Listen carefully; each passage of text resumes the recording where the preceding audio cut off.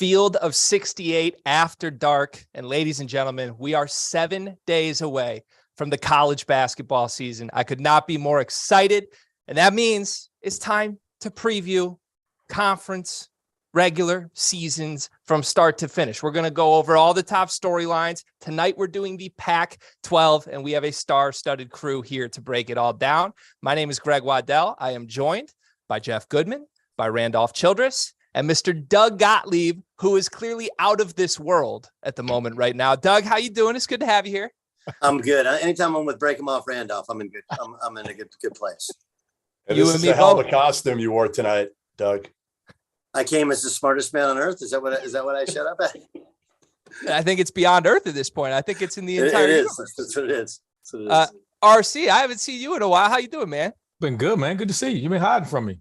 Yes, sir. Yes, sir. You know exactly how it goes. And Goodman, always a pleasure as well.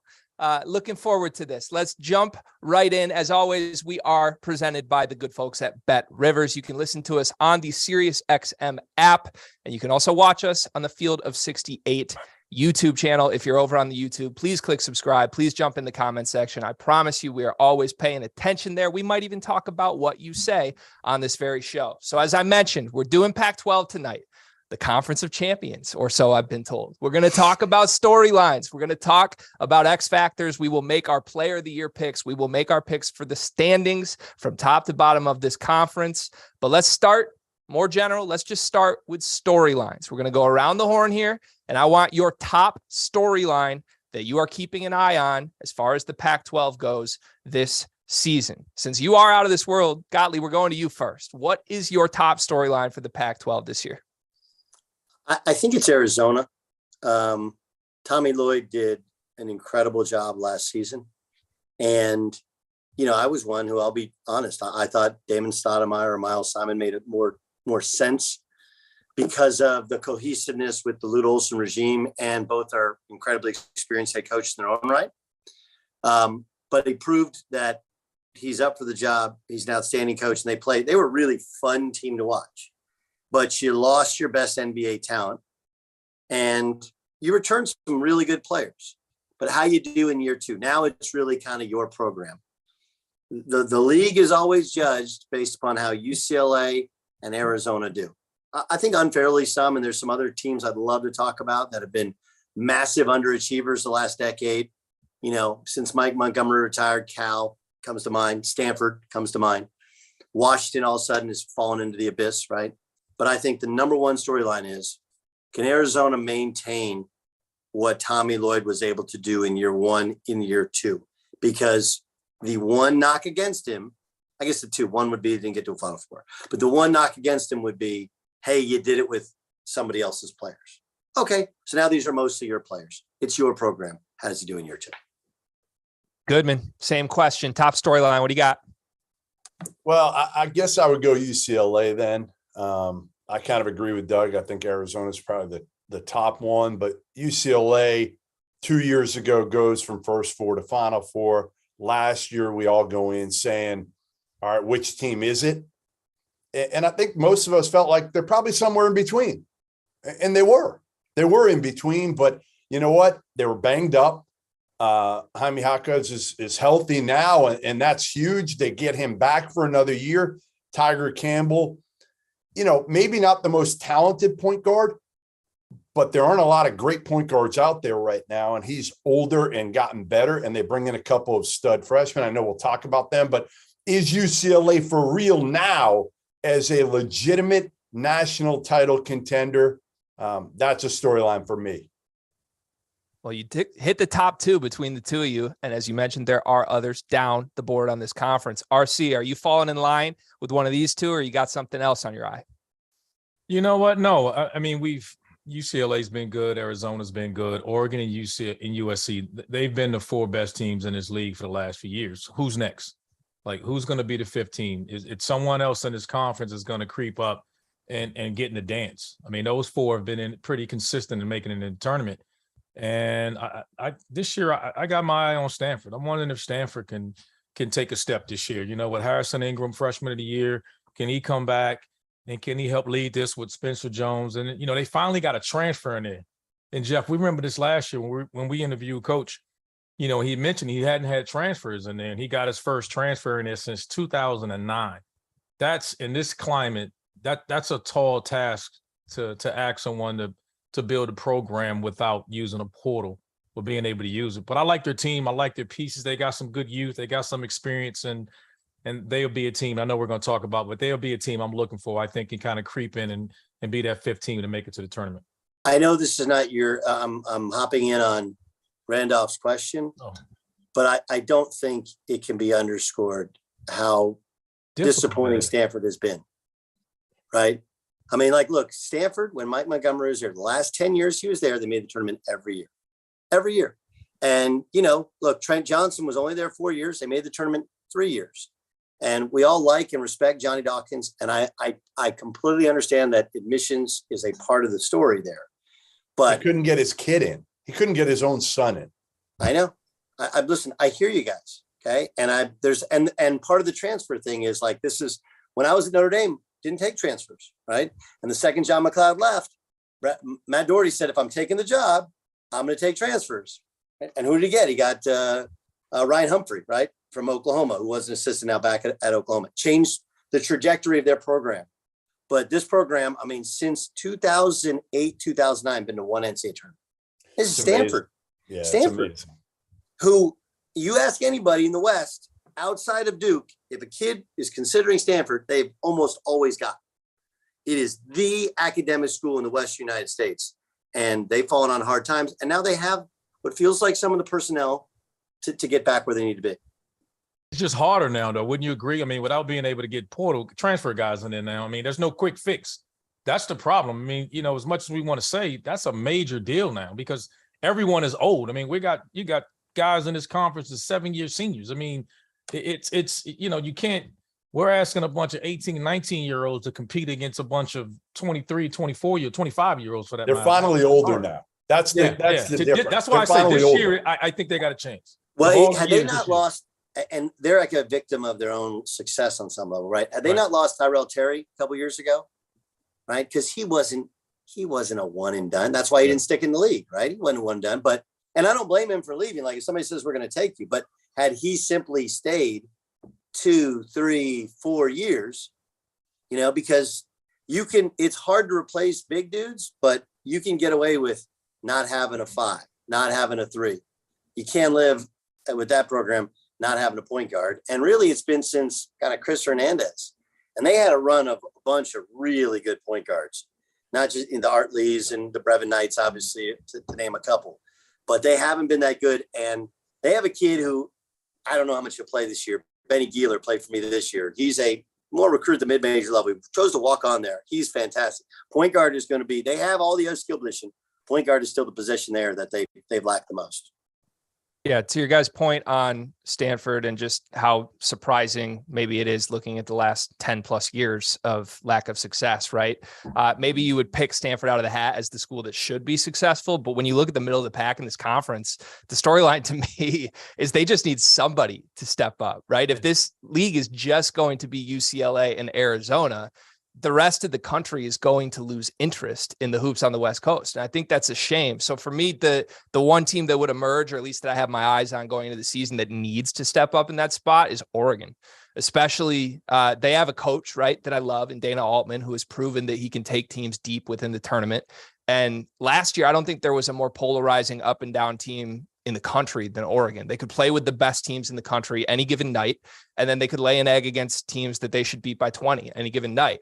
And they lose some very important pieces from a team that wasn't so successful last year. They bring in some very talented pieces as well, but I'm looking for them to be a team that could jump into the top 3, top 4 in this conference that has to carry some of the weight in order for the Pac-12 to reemerge nationally into the conversation the way that we want them to. So with that being said, let's talk about the top teams in this conference because they do warrant consideration across. If you're making a top 25 poll going into the season, UCLA belongs up there. The question is, what are they going to look like without Johnny Juzang? What are the 2 freshmen, Adam Bona, Mari Bailey, going to look like? Are they going to be ready to step in and start from day one and be efficient and be productive? You've got Jaquez, who is pretty much the consensus Pac-12 preseason player of the year. And Tiger Campbell, as you guys mentioned, is back as well. Goodman, let's go to you first on this one. How hard is Johnny Juzang going to be to replace for this UCLA team? I mean, listen, he was a shot maker, shot taker and a shot maker, and he was fearless to do it. So they'll miss that. They will not miss his defense or lack thereof. I think they're going to be a much better team overall.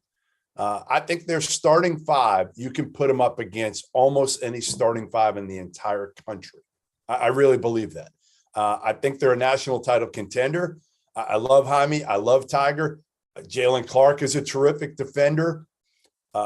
Adam Bona, and I don't know if Doug's seen him, but I've heard the reports on Adam Bona, and Mick told me a young Amari Stoudemire. And Greg, you might be too young. Oh, no, come on. To remember a young Amari Stoudemire? He was an absolute, I mean, I remember with ABCD camp, the dude literally dunked everything. Now, he didn't take a shot outside of 2 feet. He dunked everything. He was ferocious. And that's how Adam Bona, the freshman, supposedly is, according to Mick and NBA guys that have been through there. Randolph, forgive me. I think you were a little earlier in high school. What year were you graduate? Did you graduate 92 or 93? High school in 90. Okay. So I remember going to ABCD camp. It was in UC Irvine in 92, I think it was. I think it was summer 92. And there was a big dude there named Antonio McDice, and no one had ever heard of him before. Oh. And to say he was an animal and that there was a lot of great athletes, but he was so far and away more athletic than anybody his age. Bona looks, you walk in, he's 19, he turns 20, I think in March. So he's a little bit older, but everybody reclassifying, whatever. He walks in, you're like, that's a grown ass man. And he does not, you're like, he's how old? 19? Like, okay. So I don't know if he's not 19, if he is, I don't care. He's a grown man. He's not like one of those, a lot of times you walk into a gym like Kentucky's gym when they have freshmen, and obviously some guys, they just look, the jerseys kind of hang out. Like this dude is built like a brick, what house. Legit shot blocker, rebounder, freak athlete. I think here's what they have. You got a 4-year starting point guard in a Tiger Campbell. Who has that? Nobody. Hey, the secret to all of us assist guys, while we love college basketball, is nobody stays long enough to break our records, right? Like I was 7th when I finished, now I'm 11th. That's because all these guys are like, they go pro, right? Tiger Campbell, he's the perfect college player. Jaquez, I think Jaquez would be a good pro because I think he's second round pick. He'll make a team, whatever. But you get two guys that have been around this long and been in this many battles. Yep. I mean, that's awesome. And I think, Randolph, you can speak to this. I believe that the second most important position in college basketball is the 4. Most important is point guard. Got to be able to get you in your stuff, guard the ball, got to be able to score a little bit, can't pressure them. But I think the 4 is 1B or maybe 2 in terms of most important, because you need somebody that can, 1, open up the floor, not just for your big guy, but for versatile is he? Right? You need to be versatile defensively so you can switch 1 through 4. Got to be tough enough to rebound, skilled enough to shoot. So you have a bona fide college quality 4-man, a bona fide starting point guard. And that's why I don't think it's close that UCLA likely wins the league, because of those 2 guys. And then you sprinkle in some of the other talent. And I do think they're going to miss Jaquez. Juzang was one of the few guys you could say, hey, go get me a bucket. Get a bucket. And not a lot of guys can go get a bucket at this age. I think they got more depth. We got to see what Will McClendon comes back from that ACL. How is he going to be? But he's a year in the system. I think their level, we already know about Baylor. We know he's going to bring to the table with their freshman class. But they got veteran guys to lean on, like we're talking about. I mean, if freshman guys coming in there, it's great to have expectations, but it's nothing like having established veterans that you can just carry you through. It's going to make the game so much easier for those guys that between one of those 2, I think they'll win the freshman of the year in the conference, because they just got veteran guys around them that's going to make the game easy for them, get them easier shots. They just got to come in and play effort. And when you're playing for Mick Cronin, they're going to have to do that to play. So my only pushback on UCLA here, and I won't spoil anything because we'll do our rankings at the end of the show. But my only pushback here would be, while Jaquez and Campbell 100% have that, the veterans, they've been there, all the battles, they're talented kids on their own. I think they lose a lot that I don't think should just be swept aside beyond Johnny Juzang with his deficiencies here. Jules Bernard is gone. Cody Riley is gone. Miles Johnson is gone. Peyton Watson is a one and done that didn't really do much in 1 year. I don't think they're going to miss Peyton that much. I don't think they're going to miss him at all. Probably not, but you don't think they take him with the traditional, growth from freshman to sophomore. Yeah, in year two, they probably love him. Yeah. Right. Yeah, he'd be better. But that's my point, right? Is they've got two guys, but then they're going to lean heavily on these two their freshmen, bench, right? It's actually their bench that you worry about more than it. Like Nwuba down low, can he give you 10, 12 quality minutes? Can Bonus stay out of foul trouble enough to play 27, 28 minutes? Remember, Jeff Mack got hurt. He's still hurt, I think. Yeah, so he's coming off the ACL. So I expect him to come back and be able to give them quality minutes off the bench. So that's when I speak onto the depth. We talk about the injuries of those two guys. Those are two big, highly recruited kids that tore ACLs that I would imagine is going to come in that we're thinking about as backup guys. Not many teams have top 100 kids coming in off the bench. Yeah, we just don't know what they can do yet and if they're healthy. But you still have David Singleton still there, right? Yep. Who's played a lot of games. Played a lot of games, can make shots, knows his role. Amari Bailey six deep right now. They're six deep that are able to come out health wise and play right now and contribute. And Amari Bailey, like that's going to be the big thing. And I talked to guys at San Diego State. They scrimmaged him last week, and they loved how Bailey played. Under control, did everything well, played the right way, defended, put it on the floor, tough, athletic, all of it. Like we thought Peyton Watson was going to be a Mick Cronin type of guy, and maybe he would have been. He just wasn't ready yet. And I think Bailey is ready right away. Yeah, I would agree. Bailey's played at the highest level you can play at leading up to UCLA. And I think what happens is because of all the hype around Bronny, that I think people that aren't here and you just see highlights, you're like, oh, the Bronny thing and the Sierra Canyon thing must be like the Ball brothers. And it's really not. Yeah. Like Amari Bailey is like a really good basketball player. I mean, what Bronny averaged 4 points a game last year? Yeah. So, I mean, and I think Bronny's a mid-major plus. Like he's a good player. Oh, this come guy's on. a dude. Wait, that's another conversation. He is not a mid-major player anymore, Doug. Mid-major plus? No, he's a friggin' straight high major dude now. Okay. Did you see him this summer? He's gotten much better. Much better. He's gotten significantly better. He's good. Okay. He's good. You got to watch him. You got to watch him this year. So does he, if his name isn't Bronny James, what level is he recruited at? High major. What again, like what are we talking a good piece? High major? Like Ohio State, he goes on a visit to Ohio State. Yeah, he's a piece. He's coming off the bench. If his name's not Bronny James, he's coming off the bench and fighting he's playing 15 minutes a game as a freshman at Ohio State. 15 minutes is a lot. 12. I'll give him 12. How's that? I'll give him 12. Look, and again, I'm sitting here telling you I think he's a good player. You called him a mid-major player. Mid-major plus. Right. I said mid-major plus. Unless he's playing in the Pac-12 this year. We're not spending more than 45 seconds. All right, let's move. Let's get back on the point. Okay, so UCLA and Arizona and Oregon, okay, recruit at the super high major level, right? The uber elite high major level. And then everybody else, and USC has been able to get some of those guys. Yeah, Stanford has been able. We know how USC's gotten two of those guys. I mean, do we have any problem? Listen, I'm all for it. I would do the same damn thing. I'm not faulting him for it. I'm just saying, like, hire the dad. Yeah, let's all hire the dad. Smart move. Yeah, it worked. And those are two really good kids, too. Yes. You hire the dad sometimes and they're turds, but they're not in this case. Really good kids and good players. Yeah. Anyway, point was, there have been high majors and uber elite high majors, but not every school recruits at the same level. Like, look, Oregon State is not recruiting the same kids as UCLA. He's just not. So when you say high major, when you say Brian James high major, like, no, I'm Are just you calling saying, Oregon like, State a mid-major? they recruit. They have to find a way to get high major level recruits. There has to be a reason.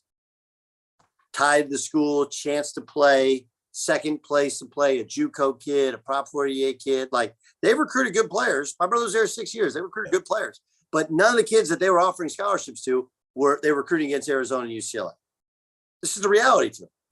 Greg had no idea what he was getting into with tonight's show, by the way. Oh, trust me, I have contingency plans for everything here. Just Bronny James wasn't on my bingo list. Anyway, I'm sorry. Here's the deal with Oregon. You want to talk about Oregon? Here's the deal. No. No. I have one. I have one final UCLA question. I have one final UCLA question. Then we'll jump. So I want to pick in quickly to the Jaquez preseason player of the year stuff, because I've seen Jaquez dismantle my own Michigan State Spartans with the season on the line, right? Like, he was unstoppable for half. I've seen him disappear for games as well.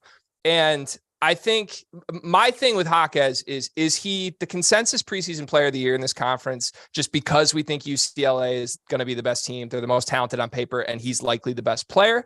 Or do we see some jump from him now that Juzang is gone that is going to turn into statistical production we haven't seen yet? Goodman, what do you think there? I mean, the dude averaged 14 and 6, and he could barely friggin' run half the year last year with the ankle injury. So to me, if you put him at 100%, I think he's good for 17 last year and 7. And then you take out Juzang, and obviously he's going to get more shots because Bailey and Bona aren't there yet. So obviously he's probably going to be the number one. He's got to be the number one offensive option. So I think he averages 17, 18 this year. The question is, how efficient will he be? I think very, because again, you've got a 5th-year point guard running the team, knowing exactly where Jaime Jaquez needs the basketball. RC, you agree with that? I do. I think he'll get more shot attempts. And like I said, being completely healthy, I just think they got enough bodies. I mean, we're questioning 2 guys because we don't know their health. I mean, I would imagine these guys will be healthy, come conference time, come conference tournament time, and in conference play. So I don't see any concerns with that. I think he's rightfully so in preseason. I mean, you can say, we'll get into Arizona. I see that, Big Azulis, we can see what, his expectations of being player of the year. So either one of those 2 guys, I don't think anybody would argue with that. I actually think there's a lot of intelligence in the question, because Jaquez is, in truth, more of a blend player. Like, if you said, what does he do best? Like, he's at your best when he scores 15, you don't run a play for him. Right. And so I don't know if that's the case this year, if they need him to kind of change his role and be more of an alpha.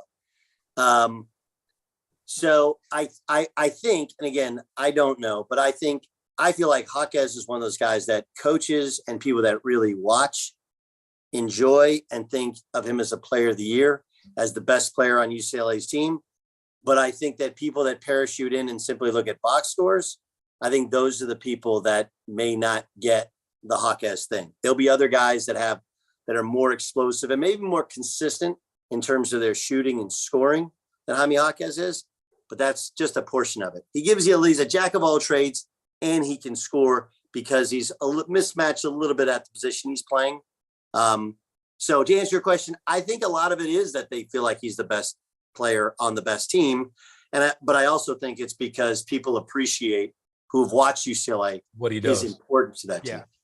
Yeah, that's a good answer. There's 2 different types of voters for these awards, right? There's the stat counters, and then there's the people who maybe pay a little more attention to the nuances, the intricacies of the game itself. All right, let's jump to Arizona, who is not the consensus preseason favorite in this conference, but is the reigning champion. 18-2 in the Pac-12 last season, 33-4 overall for Tommy Lloyd. And Jeff, I see that you're ready. Jeff Creasa has entered the building.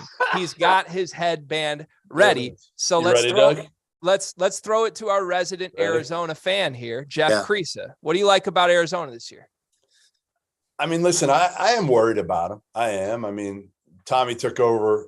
He inherited a hell of a lot of talent, and he did a great job, as Doug said, of developing that talent, playing a style that kind of, accentuated the strengths of some of those guys, Ben Matherin in particular. Koloko was awesome last year defensively. I think he was the National Player of the Year defensively. Listen, my biggest concerns with this team, we all think Pelle Larsson's going to make a big jump. And I feel like he will, but is he an alpha dog, right? Courtney Ramey, he's been a good player for the last 4 years at Texas. Not a great player, good, solid player. I love Tubelis. Love him. Tough, plays hard. Wasn't great down the stretch last year, but I think was hurt. Umar Ballo. Let's see what he can do. Playing 25, 28 minutes. We've never seen that from him. And then the biggest one is Kirk Risa for me. Can he be consistent? I love the shit that he brings to the table. I absolutely love it. I just want him to be more consistent.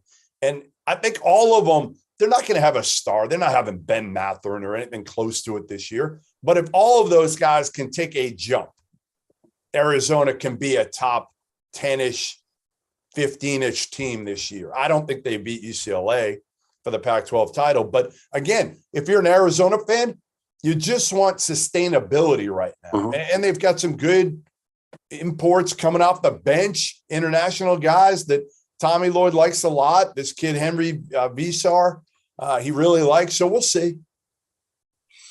The Courtney Ramey thing is going to be interesting,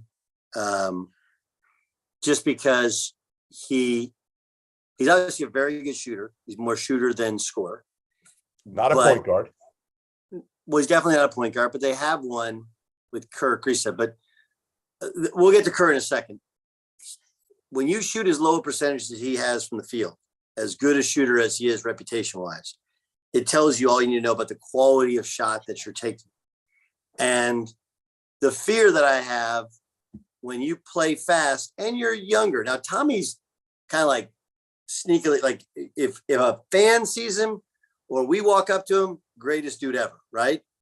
But with players, like he's a little bit harder on dudes than we give. We think those Gonzaga guys, it's just all dotting your eyes with hearts, they get on to dudes as well. I just wonder if what he's gonna allow in terms of shot selection with Courtney Ramey, because the way I envision it, he's a senior, he's an older player, he comes in, and early in the year you're kind of ahead of the curve against. I mean, even look at Amari Bailey. You never played college basketball. It takes you a while. By the end of the year, I think those warts get a little bit exposed. So I agree. I think it's going to be a good club. I think they'll be good consistently. But Carissa can't really guard to change the game. He's got to make long jump shots, and he can get a little athletically overwhelmed. I'm sure he's more athletic and stronger this year. And Courtney Ramey's not a great athlete, and he takes bad shots. So I just wonder, Arizona, when they've been at their best, has had great backcourt play. And I don't know if they have great backcourt play. And there's some question marks in front court, but there's obviously a lot of talent. My guess is they're really good. They're really fun to watch. And then those weaknesses get exposed when it gets really important in March. Well, Carissa, we know his greatest strength is his greatest weakness. And that's something we'll see take a step. But one thing about those guys, for him in particular this year, from talking to their staff, he played in the national team this summer.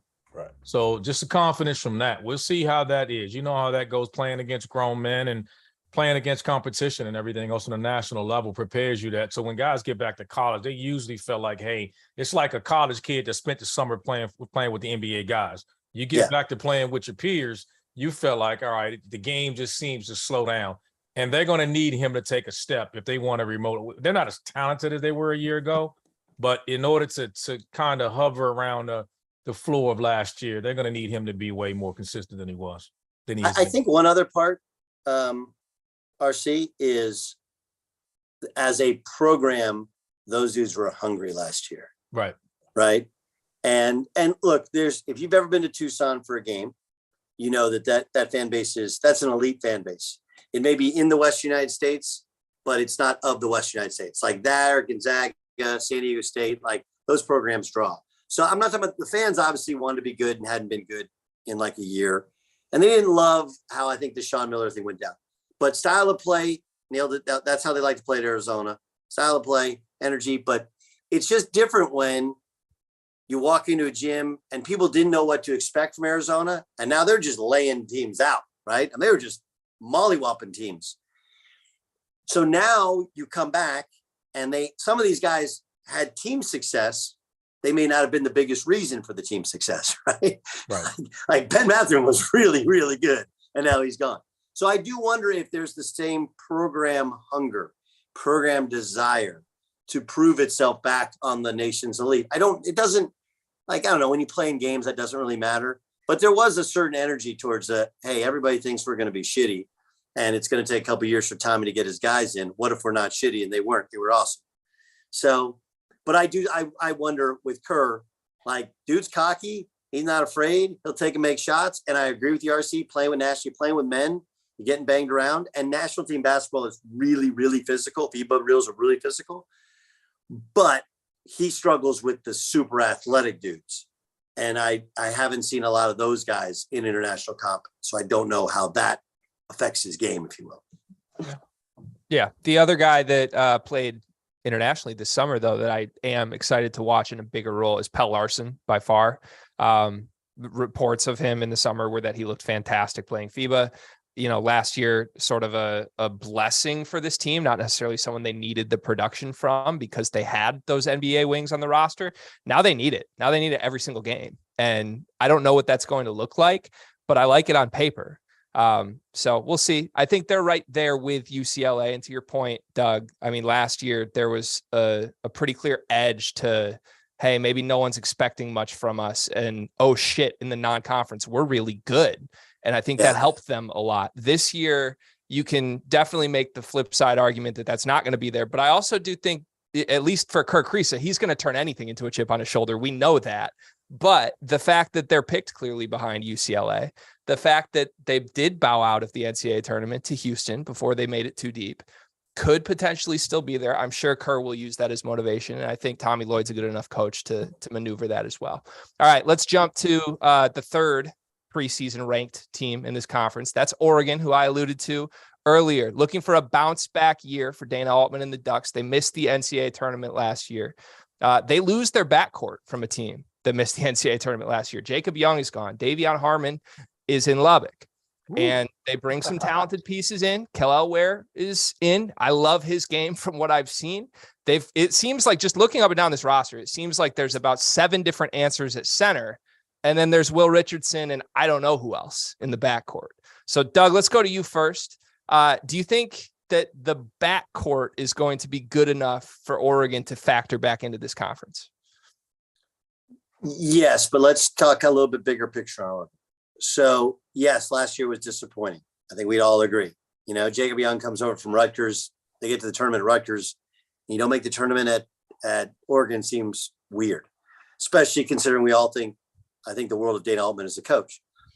But what they do every year he has a new team, and they play usually a pretty high level schedule at the start of the season, and they take some L's, and usually by about January, he figures out what he has and how he wants to play, because they do something a little bit different. I don't know how many other teams do this, in that Dana doesn't really go out and handpick recruits. Like, he lets his staff go get me dudes, I'll coach the dudes.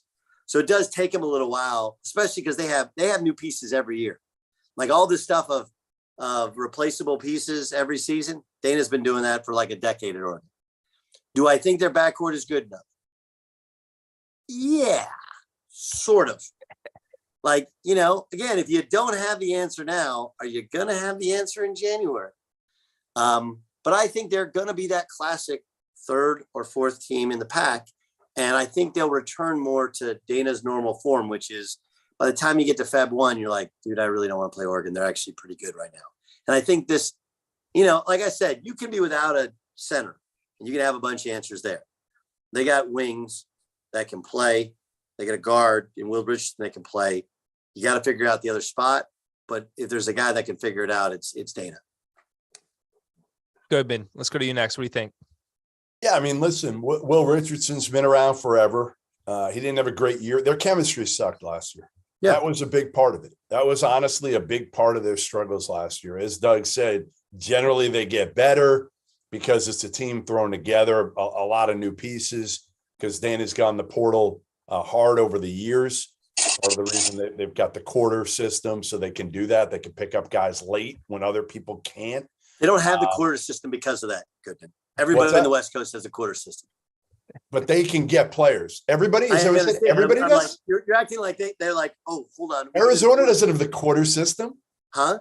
Arizona, UCLA does. Arizona does not, huh? Arizona doesn't.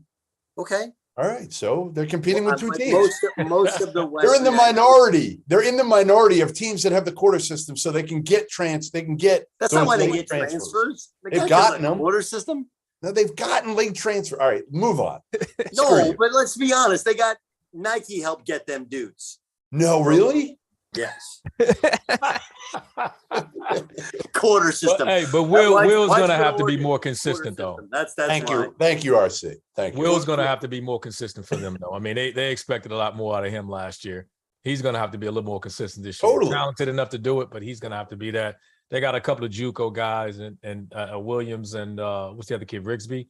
You know, so they got to come in and get their guys. My question is with their big guys. I mean, they have the bigs are going to be okay. No. They got talent. I'm just wondering where they're all going to play. I mean, I'm talking 7-footers. There's like 4 7-footers on this team. Right. And when you get too many, Jeff, you talk about chemistry. Yeah. When you have too many dudes, hurts your chemistry.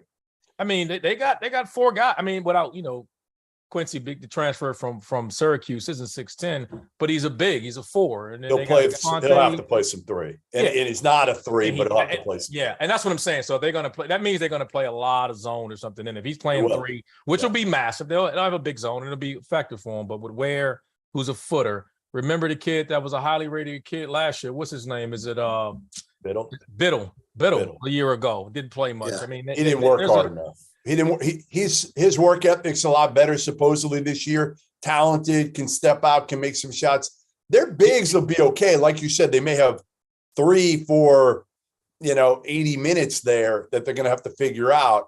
I like Dante a lot. To me, the key are the 2 transfer guards, Kuznard from South Carolina and Bartholomew from Colorado. That's the key to me more than anything. Those guys, one of them's got to emerge.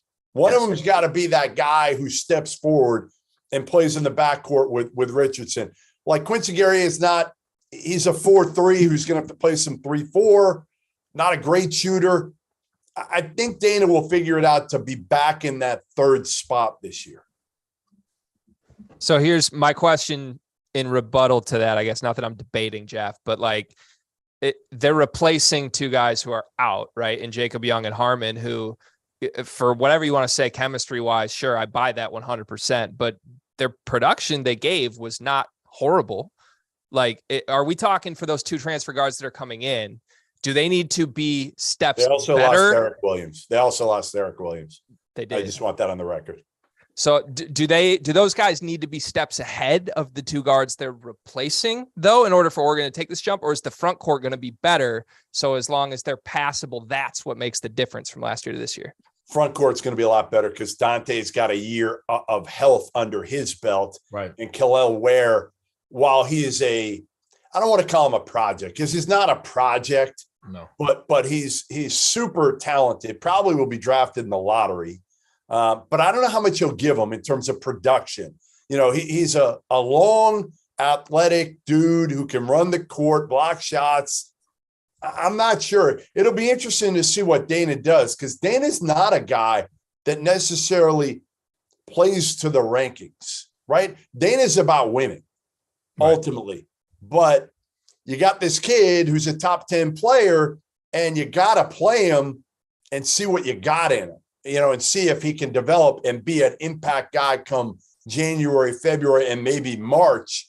So you got to let him take his lumps. I think that's going to be key is his progression and how much you kind of feed him to the wolves so that he can get better and be an impact guy for you. The kid Tyrone Williams is a bucket. He's the one who's coming in late, though, right? The JUCO kid. Yeah. Yes. He just got there. Huh? He just got there, I think, I understand. A month ago. I understand. So this is classic Dana.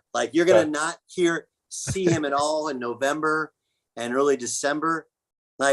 Dude I think he averaged 27 a game. 27. 2 different years at 2 different JUCOs. He's a bucket. And I get like Dana's the guy who you're like, oh, he's really, really good. He just kind of figures it out. And as much as junior college is not, and most of the Power Five, especially the elite ones, they don't mess with junior college. He's been able, and of course he was a former junior college coach, to have incredible success. He, again, like this is one of those 9 times in 10, he figures it out.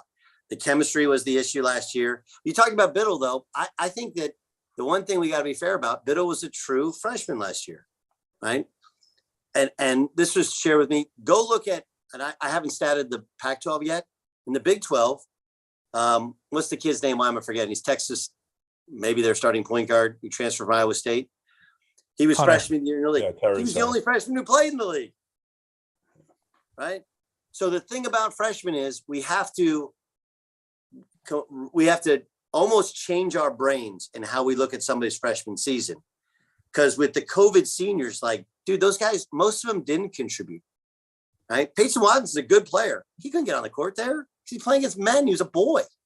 So that's the one thing that when we look at Biddle's, for example, star-studded, freshman from the state, not a great athlete, work ethic, totally reasonable feedback you're giving, Jeff. But we also have to realize that it's really hard for freshmen to play at all, let alone play well.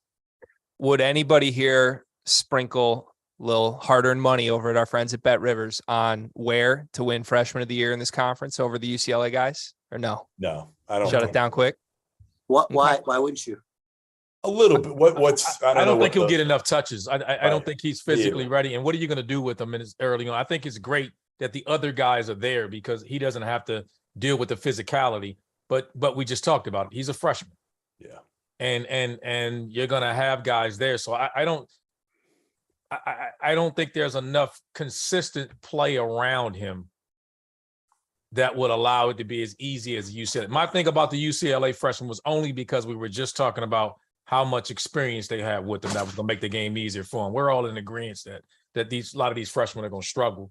And you got veteran 4th and 5th year guys helping you. It just makes the game a lot easier for you.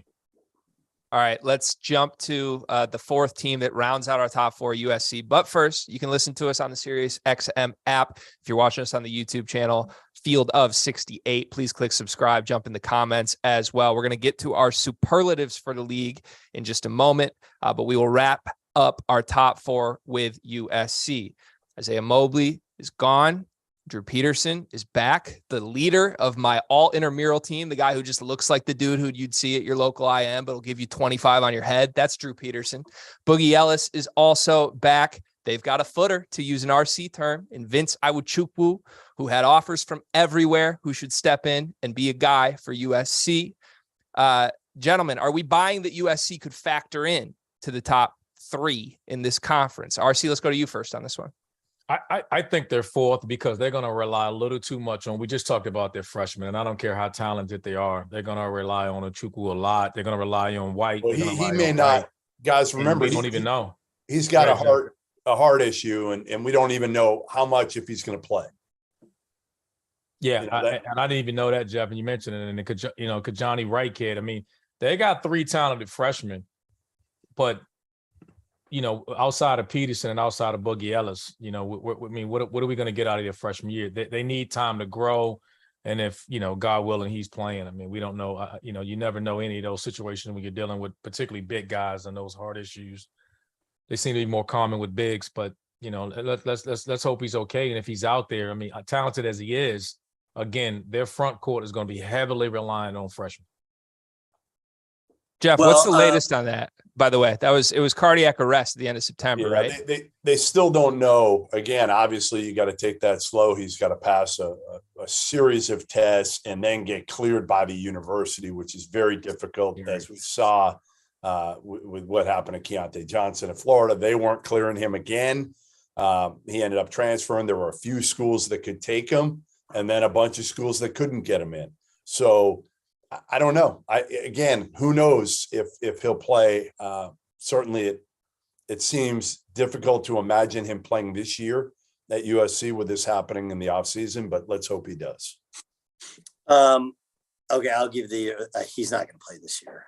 I mean, I'd be shocked. It'd be, you go into cardiac arrest if he plays college basketball. If he gets a defibrillator, maybe, but otherwise it's too much risk to carry for a school. I mean, that's just the reality to it. Wouldn't stun me if Harrison Hornery gets a little look. This kid from Mater Dei, big 6'8", 6'9" shooter. But you're right, RC. It's their front court's going to be a question. I do think that, like Boogie, this is a year in which, he's bounced around a little bit. Now he's played 3 different schools, 3 different years. Now, like, hey, dude, your whole rep coming in to Duke was your score. Now you got a chance to score, and Peterson's going to set you up. I think they're good. I don't think they're otherworldly. I think Andy's a little bit better than he gets credit. But I don't think this is, USC is one of those teams that they do fall on that border. You have a guy that has a heart issue. You got a guy that has injury, and suddenly they can kind of fall apart. The other thing is they've had the Charger thing for 20 years, where now they have an arena now for the last 15 years, but nobody goes. So they don't have Arizona. You ain't beating Arizona unless you're really, really good. They might lose 1 game at home. USC, what's hard about playing USC is they're good, and the coach is good, and the team is good, but they have no advantage outside of when they play UCLA. Nobody goes. So it's a hard job because you don't have the home court advantage of an Oregon, of a Wazoo, of a Washington. I know Stanford and Cal, but of the rest of the country. So it's one of the things that go against it. I think that 4th spot is very much up for grabs. SC can be the favorite. They have the set backcourt. Backcourt's winning college basketball. I understand. But I think that's where this league gets really interesting, because you could maybe see Stanford. I think Washington State's somebody in the mix. Arizona State's a complete unknown as they keep kind of going through guys. And, last year was a year which everybody thought Bobby's team would be good, and they were crummy. This year, people aren't sure, which means they'll probably be good. But I think that this is where the league really gets interesting. Right. So let's just quickly go around the horn then. And who would you, if you had to pick a name out of the hat to emerge in that 4th spot, who would you take from this group? If it's USC, if it's any of the teams Doug just mentioned beyond them, who would you put your stake behind? Jeff, go first. I'm going to go USC, but I'm going to go Stanford right there with them. I think they're older, like RC said. Point guard play is going to be key there, but they've got everything else, right? You added Michael Jones from Davidson, a guy who could shoot it, experience. Harrison Ingram with a year under his belt. Spencer Jones is good. I think point guard play will determine whether or not Stanford can kind of get in that 4th spot. I'd probably give it to USC over them because, again, they've got proven veteran guards, some young bigs, but also some veteran bigs. And then it's kind of a crapshoot after that, right? That's kind of the beauty of this league right now. We don't know what Washington State's going to do. They're big, but their guards, we don't know. And, Utah's got a lot of new guys, and Arizona State, Bobby just went the portal, hard at the portal to see if he could flip his roster.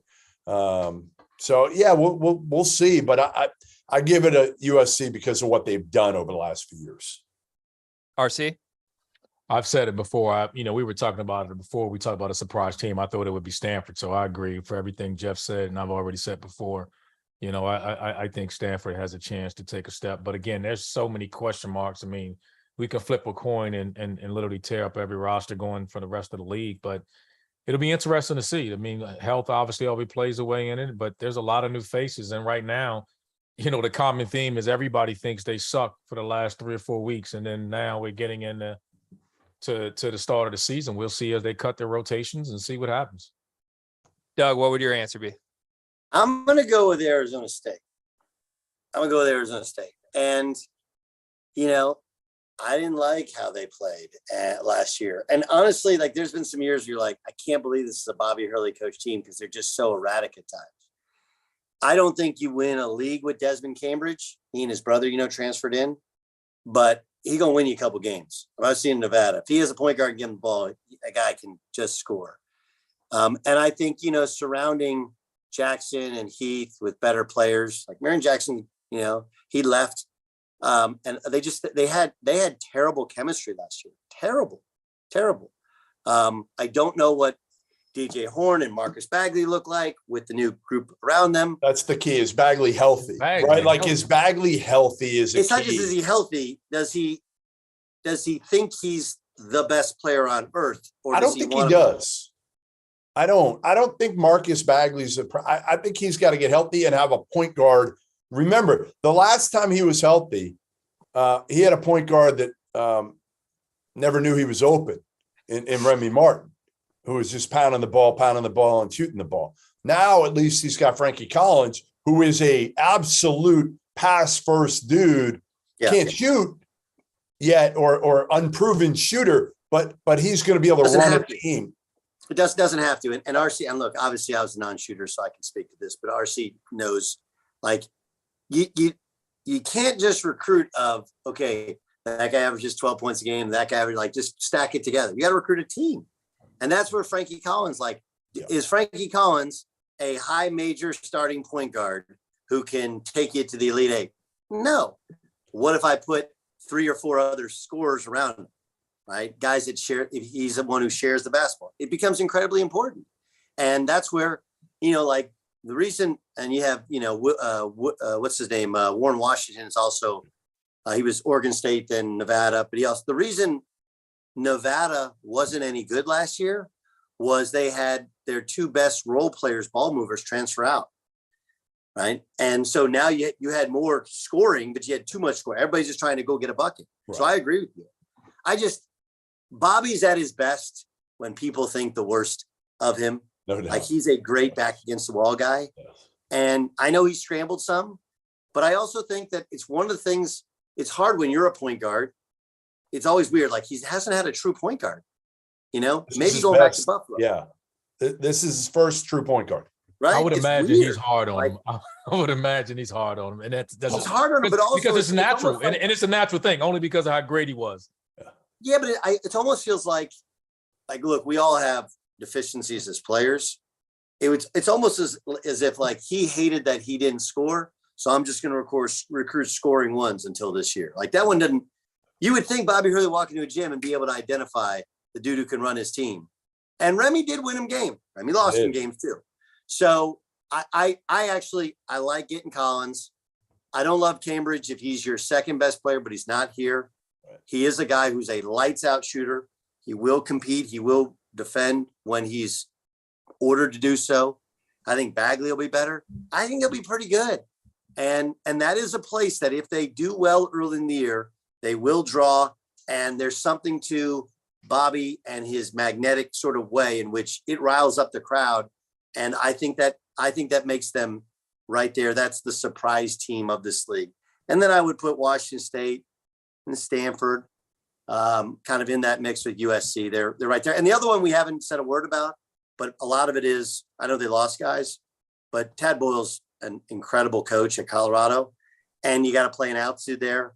And they usually have pretty good dudes. Whereas I just don't think Utah, I don't think their players are at the level of the top of the league. So it becomes really, really hard to get that thing going. And I don't know, I haven't seen enough of Washington, but I think Washington State, Oregon, SC, Stanford, but I think Arizona State is the one that I would look at the most. To add on to your Arizona State, I wonder if the big kid, is it Biache? Is he taking a step? The big Canadian kid. He was a big kid. Did he commit to your Michigan State? He committed to your Michigan State squad. He sure did. Why do you think I know the pronunciation? That's why I agree. RC. Enoch Boache. Yeah. Boache. We can make it. I mean, that's if you make people your Blache, that's. Oh, he was a highly recruited kid. I mean, yes. I didn't see him. I know he was from Canada and big dudes weren't getting the ball last year. You can have your hand up. You weren't getting the ball with those guys. True. But he has the size that they're going to need to win in this league. So yes. He needs to take a step as a sophomore for them to be in the mix like you're thinking. Yeah, Tom Izzo is certainly missing Enoch Boache as he looks at his roster this year, just to throw that out there. All right, let's go around the horn. We've got some superlatives here. We're going to go kind of rapid fire style so we can get all through these. So give me your answer and then give me 1 to 2 sentences on why this is your answer. Biggest X factor in the league. Goodman, who you got? Biggest X factor in the league this year. Oh, boy. I guess I will go with shit. This is a tough one. I guess I'll go with Kirk Risa. Because if he's great, then Arizona has a chance. I really believe that. They got a chance to win the league. If he's not, and generally for me, it's always point guard play, as you guys know. So for me, it's Kirk Risa. RC? I'm going to go with Stanford. I've been on the bandwagon all day, so I'm going to go with Harrison Ingram. You know, he was Rookie of the Year a year ago. Does he take a step in leading that team? There's some talent there. There's a mixture of experience. We talked about they finally got transferred in there. I just think there's a need and a desperation there that they could be a team that can take a step and need to get in the tournament. And so we'll see. But I like that squad. Doug, who you got? Are you guys okay with me going PJ Fuller at Washington? You can go wherever you want. It's a little outside the box there. But well, I'm trying to figure out how we can talk. There are other teams in the league. Yeah, no, the Huskies, we haven't even mentioned them. And I actually like the Noah Williams, and I love Keon Brooks. I think Keon Brooks is going to be great. And now defensively, they got size. Like Hops finally got a team that kind of fits him. They got better last year. Can they take another jump? Could they get into that fourth spot or fifth spot? Maybe. Yeah. So, I mean, I just, it was more of a device to talk about Washington. That was fair. No, because like, look, the real story of this league is obviously Arizona hadn't been to the Final Four with Sean, but he had them close. And then UCLA, that thing's going, and you're trying to like, why isn't this league better? Like, look, Cal should be good.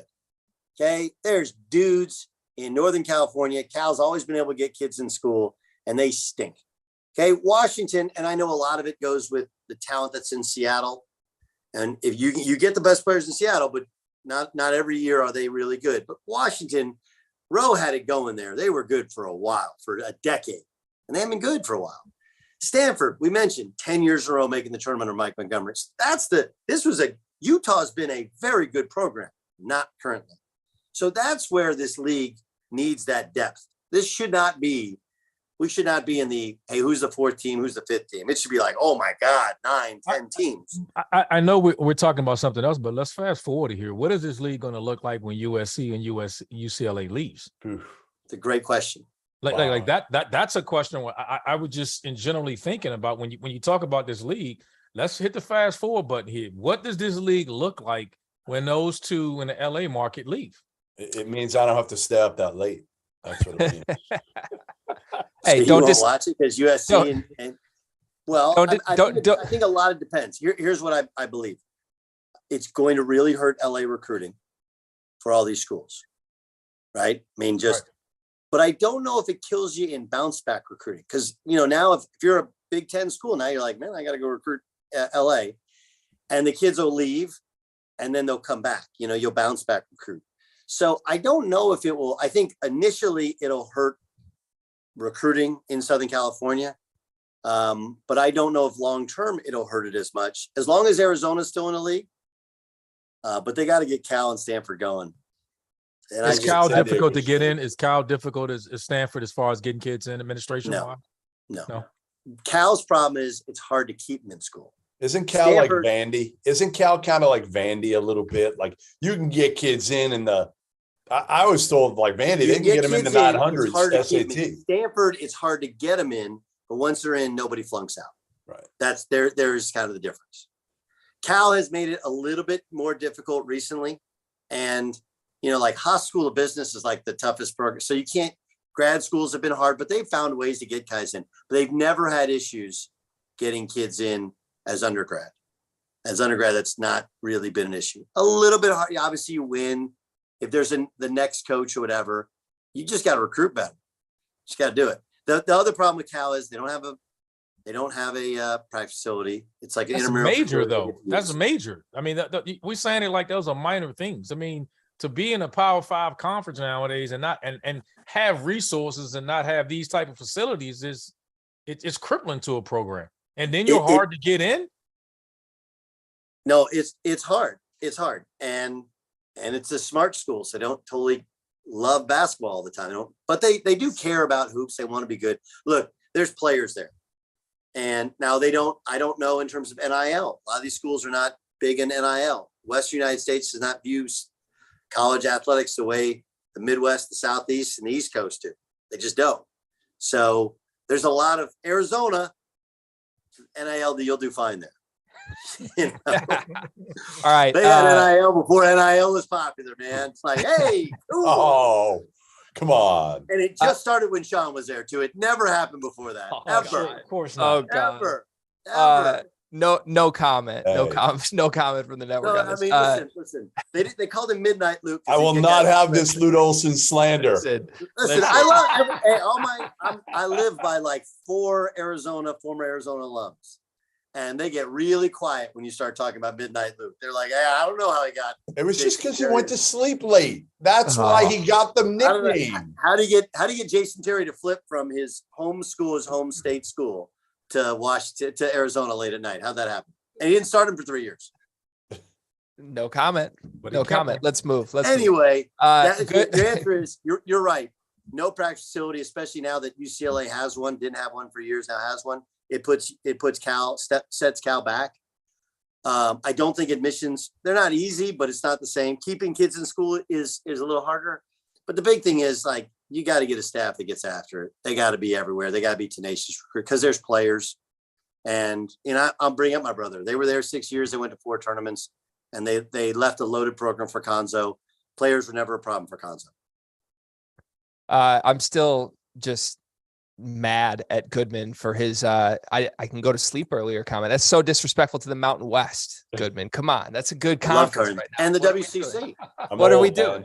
I'm old. What are we On the East Coast, I need my beauty sleep now. All right. For the record, my X factor is Boogie Ellis. That's it.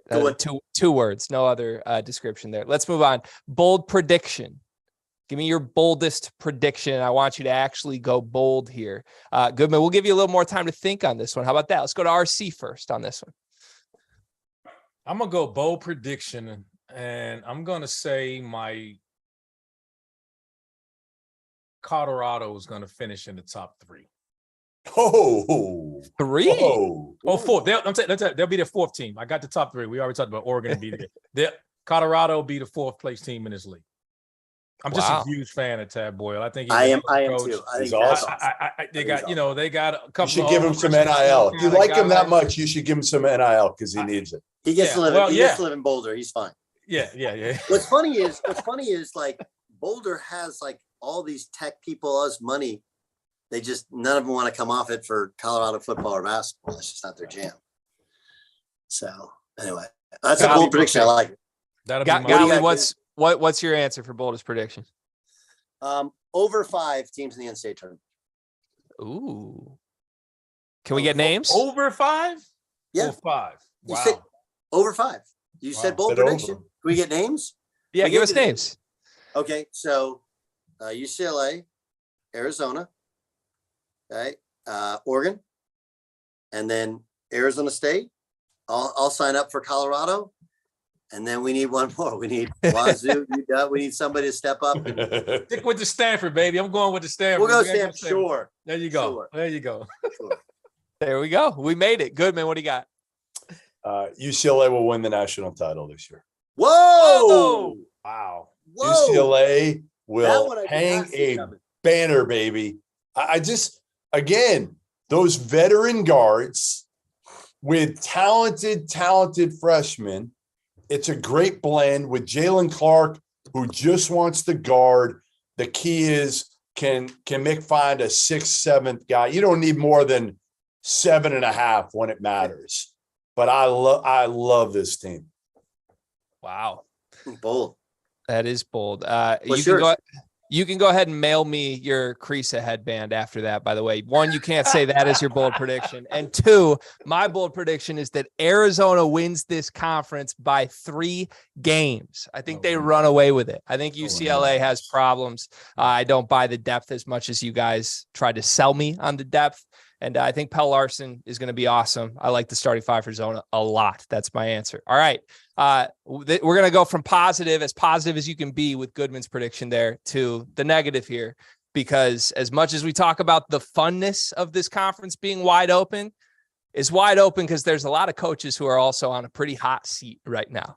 So we're going to go around the horn here. Give me the coach with the hottest seat entering this season. Doug, let's go to you first.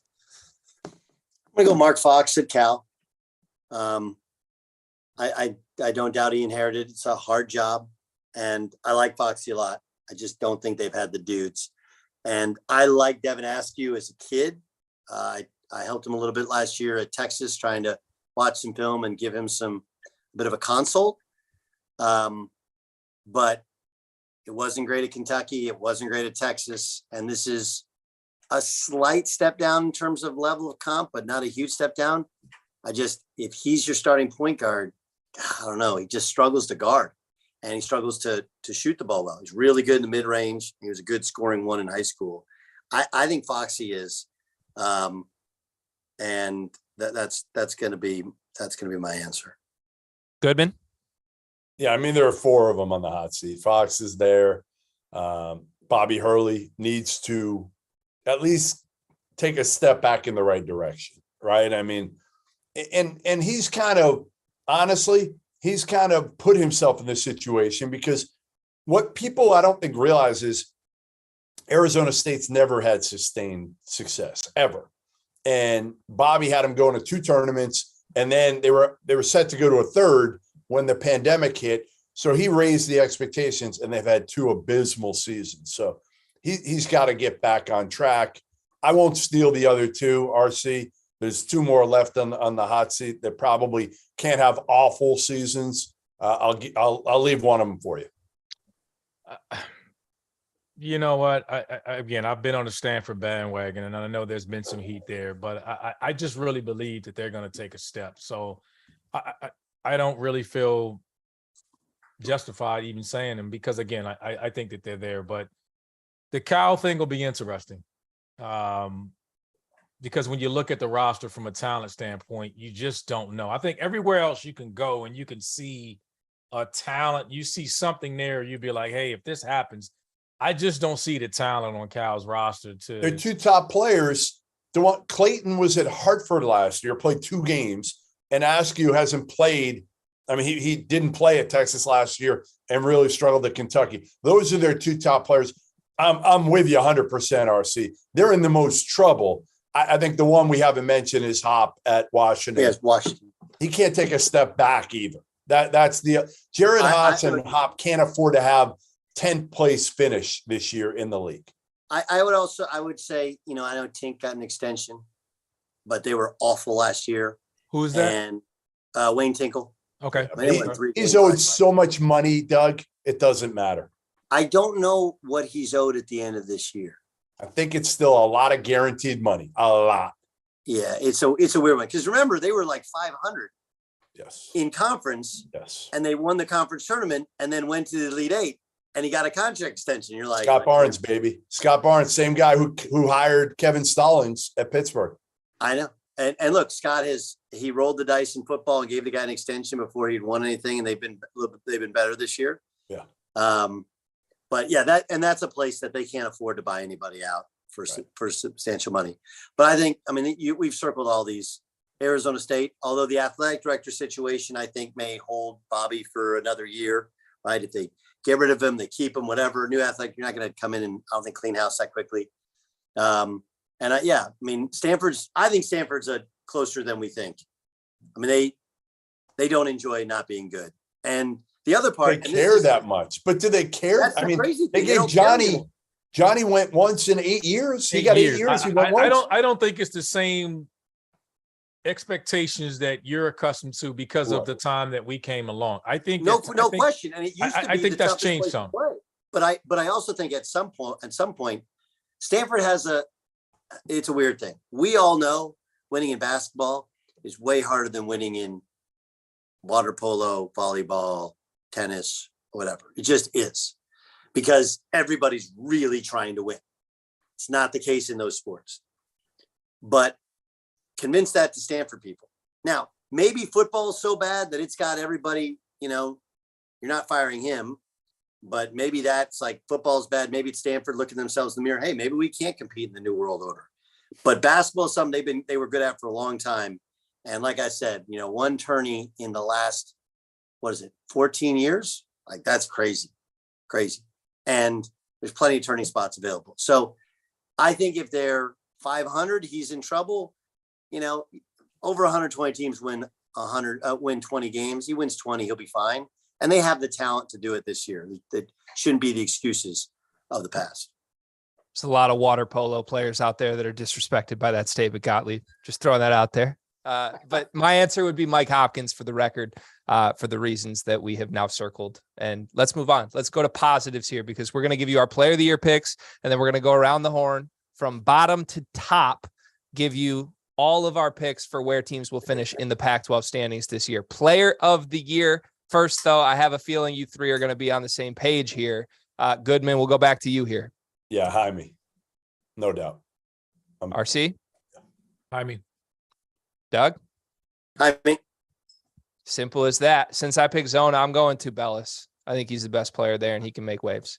All right, we'll do our rankings in that same order I just went to. We'll go Jeff, then RC, then Doug, and then myself. We're going to go in reverse order, so we will count up from the last place finisher up to the first place finisher in the Pac-12. Goodman, who you got? The Fighting Wayne Tinkles at 12. RC? I'm going to go with Oregon State.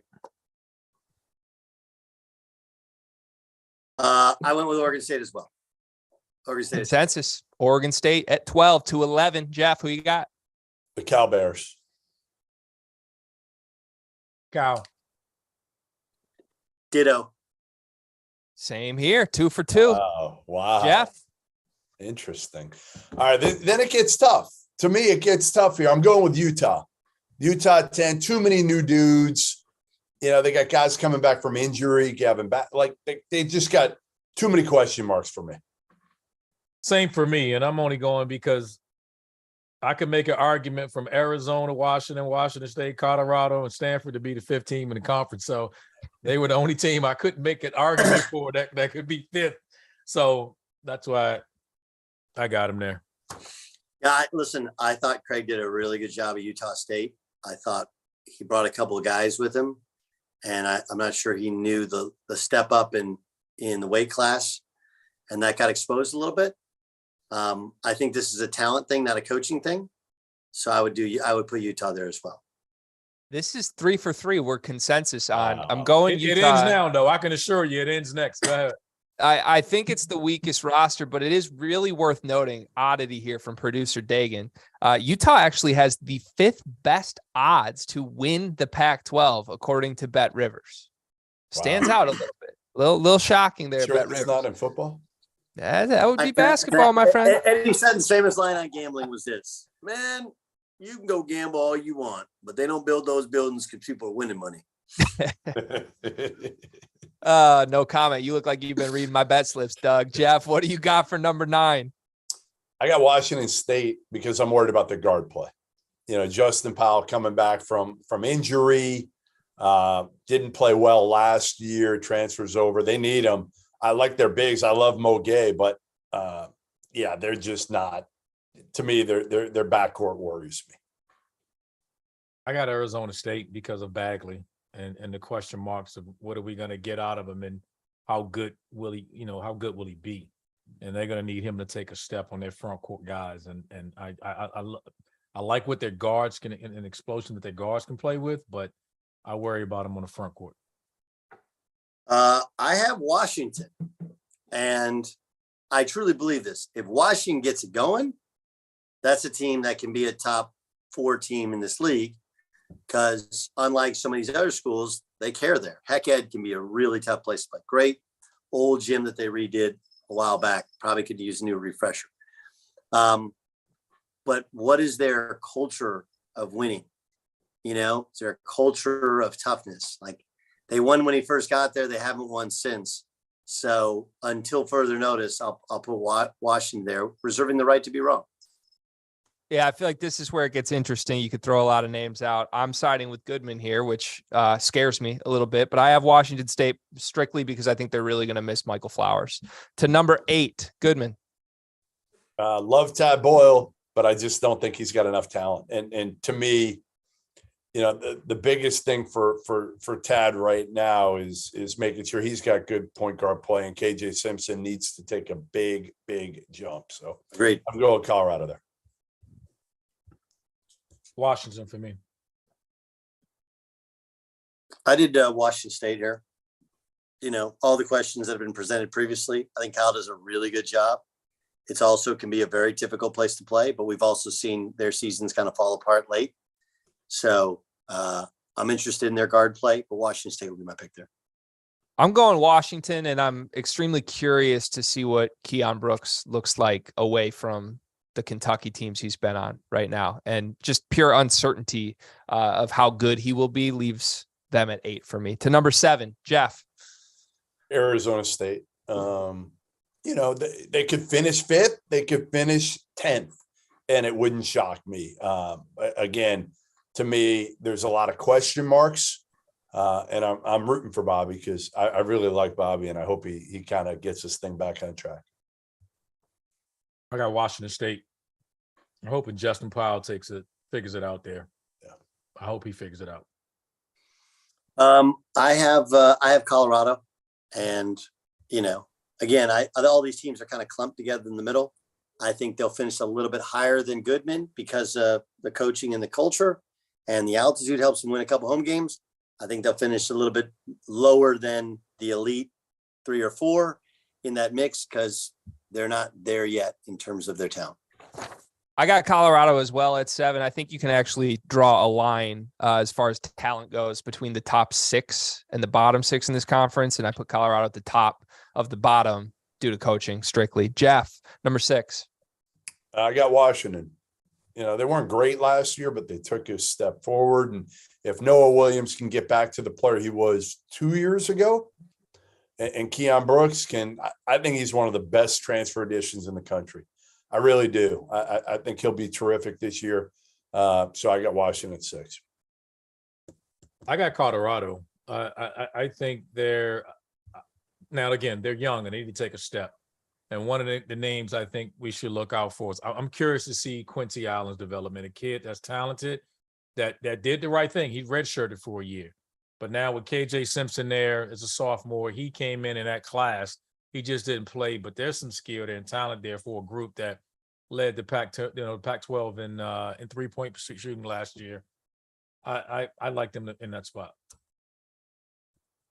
I'm going to go with Stanford at 6. My big question is, I like the kid Michael O'Connell. He was a lacrosse kid who kind of got thrust in there a couple years ago. I don't love the athleticism in their backcourt. If it's O'Connell, he's solid, kind of limited, but a good player's got a lot of experience. But I think they got enough scoring at the wings, and they'll be good enough. And look, Jared's got to win. I don't think he's not blind to. He's got to win. Lost Adam Cohen over the offseason, who was a stud kind of recruiter or whatever. So he's kind of had to rework his staff a little bit.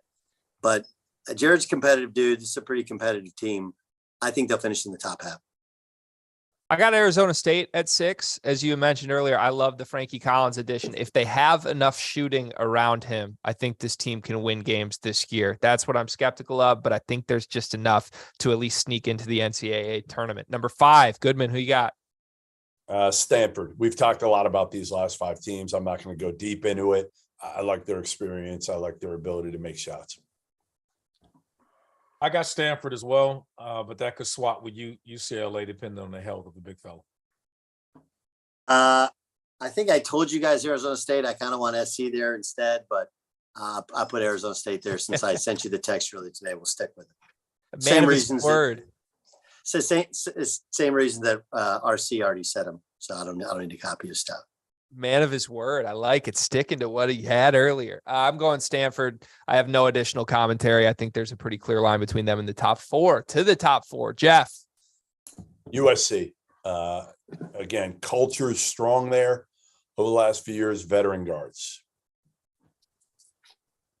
I would want to switch them, like I said, but only because I think I love the talent, the potential of it. But if like I said, big fella isn't playing, that's going to be tough. And their front line is really, really young.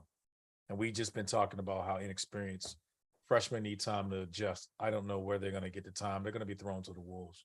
I kind of agree. Like I'm feeling less and less confident over the minutes with USC there, but I have USC there as well. Yeah.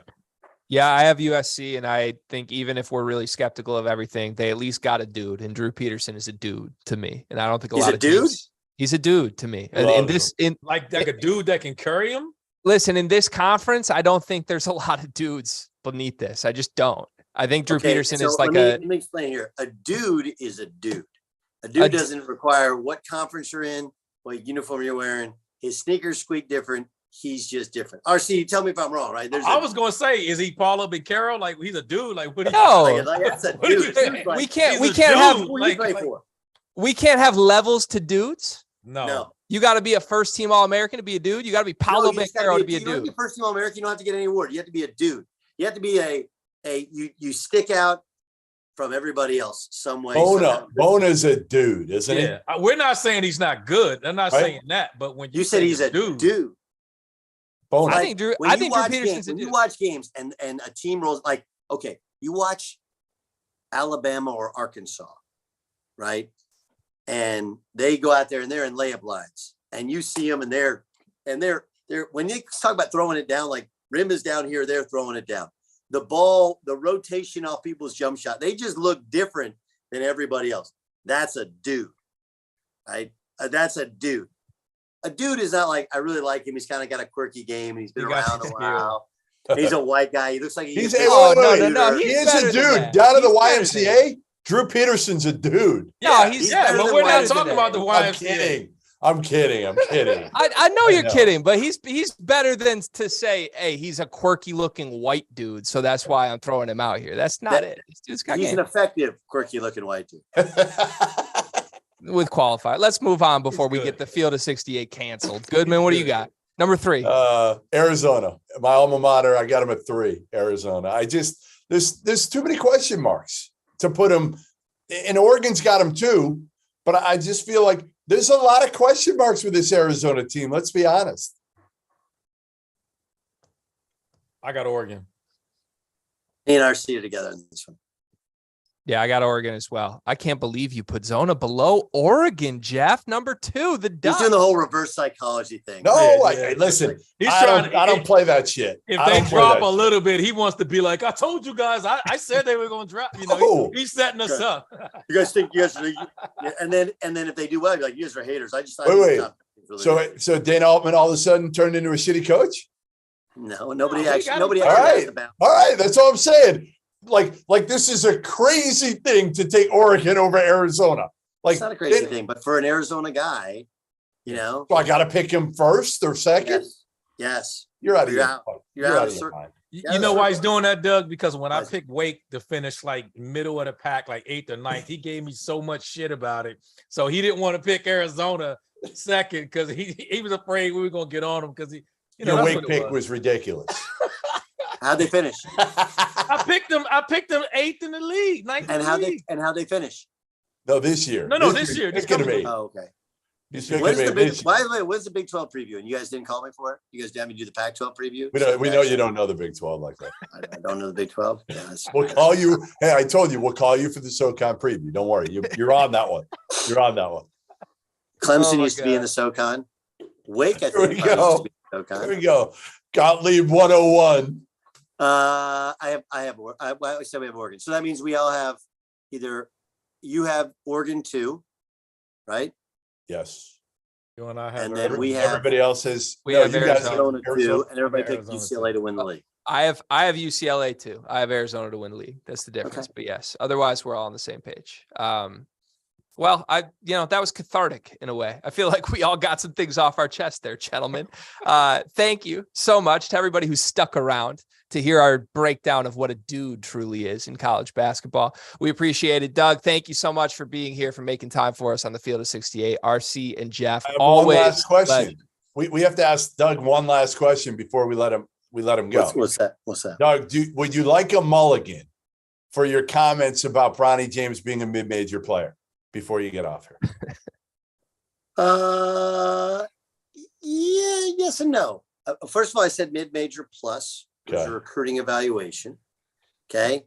Also, you have a lot of people who will pick up on it, who don't actually know what a mid-major plus is. And maybe part of it is, how do we determine what a mid-major plus program is nowadays, right?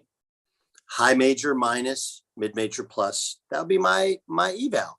I think he's improved over the offseason. Like, yeah, dude, he looks freak. But there are a lot of times in which he disappears. I think he's a good player. But in terms of playing right away. He didn't disappear a hell of a lot. At the PGM, he was terrific every single game. He was really, really good. Like, was he the best? He looked like he could play anywhere next year in the country. Now, could he be a starter? And the guy, no, but he knows how to play, makes every right decision, can make a shot now. That's the part that's really interesting, right? Is that he's always had a very high basketball IQ. Yeah. And I think there's a little of the Ben Simmons-ish where he turned down a lot of opportunities early in his career because he knew other guys were better than him, but probably too much so, right? Too much so. Not anymore. Look, he's obviously physically incredibly developed. He's an explosive jumper. He's not that big. He's not small, but he's not that big. I think he's a true senior in terms of his age. I don't know. So I'm willing to be proven wrong. That would be my eval in terms of if he goes to mid-major plus level, he's a big time player. He's a play right away guy. Sure. If he goes to Ohio State, I don't think he plays very much his freshman year. I think eventually. What about USC? Yeah, I think it's the same thing. Like, again, let's say fast forward, he's on this team. Yeah, he's on this team. Does he play ahead of Boogie Ellis or Drew Peterson? No, but they'll be gone. I mean, I understand, but I'm just saying, yeah. Will they be gone or they get an extra year? I don't know. How many years is Drew Peterson going to play? I don't know. I don't mind guys. He looks like he was at Rice back in 1979. Whatever. I mean, he's a dude, right? We've established he's a dude. He is. We figured out he's a dude. Greg. I'd love to stick around 45 more minutes discussing which mid-major LeBron James will go to. I will take a mulligan from this standpoint. Okay. He had a very good summer. People freak out when you say mid-major plus and they think you're saying that he stinks when it's not what I'm saying. I'm willing to concede that you're allowed to take steps. I was a mid-major recruit going into the summer of my junior year, and then I blew up. Happens to guys. They just evolve. They get better. Or some guys get worse. Mikey Williams was the best player on earth when he's a freshman. He's still a very good, heavily recruited player, but he is not the best player in his class. Not close. So that's the amount of mulligan that I would desire. Jeff, is that okay? That'll work. Thank you. Wow. Look at us, gentlemen. Who would have thought? Who thought we would get here by the end of this episode? Again, thank you to anyone who made it through this. This was the Pac-12 preview. This will be on YouTube. If you only saw parts of it and you want to see the full thing in its entirety, you can find it there. You can hear us on Sirius XM on the app. We will be back tomorrow night for another episode of the Field of 68 After Dark.